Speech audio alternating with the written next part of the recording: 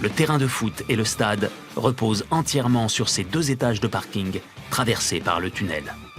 Lors des matchs, les joueurs évoluent sur la pelouse avec des voitures qui circulent juste en dessous.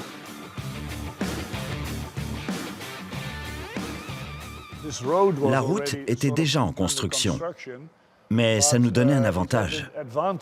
Puisqu'il y avait une route, le terrain était moins cher et il pouvait servir à plusieurs choses. Si nous soulevions la route, nous pouvions construire un parking en dessous.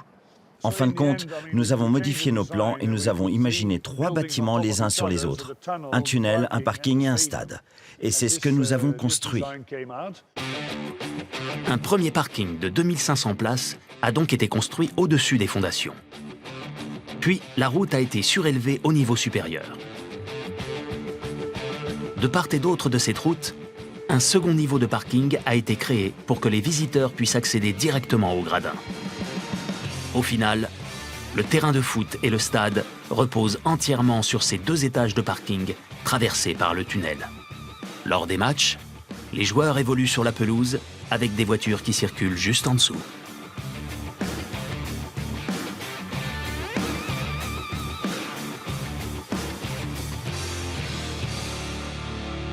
En empilant la route, le parking et le stade, les architectes ont réussi la prouesse d'occuper dans le même secteur le minimum d'espace pour accueillir un maximum de visiteurs.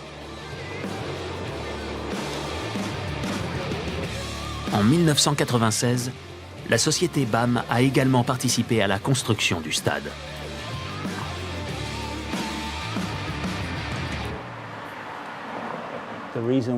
Il y a plusieurs raisons qui les ont poussés à construire une route sous le stade.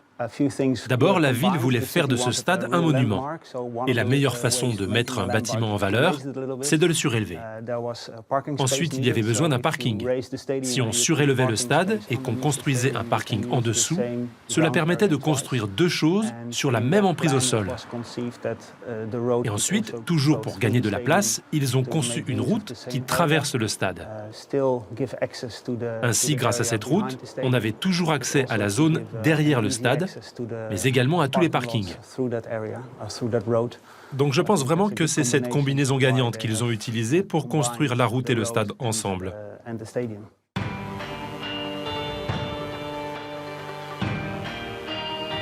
La Johan Cruyff Arena fait désormais partie de ces grands stades construits à la périphérie des agglomérations. Londres, Glasgow, Saint-Pétersbourg ont tous installé leur temple du foot à l'écart du centre-ville. D'autres ont fait un choix différent.